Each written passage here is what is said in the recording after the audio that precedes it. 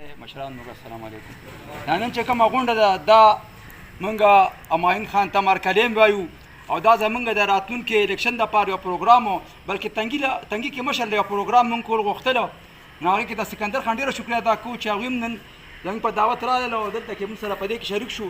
تنګي کې به یو جلسه کوو، ځکه څنګه نورو یونین کونسلو کې جلسې شوي دي، نو موږ هم یو دعوت به انشاءالله ورکوو مشر له چې هغې کې لپاره تاسو مشوره بلو او موږ چې دې کې ټول په شریکه داسې جلسه وکړو چې نورو کونسل نه ډېره ښه جلسه وکړو انشاءالله.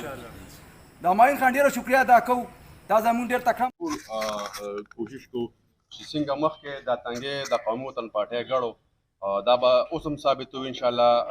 څنګه چې اماین خان وویل تنګي کې چې کم ترقیاتي کارونه شوي دي، که د ټیکنیکل کالج مد سره دی، که هسپتال دی، که سوی ګیس دی، که روډونه دي، که بجلي ده، که ګډ سټیشن دی، داسې نور دا پولونه دي.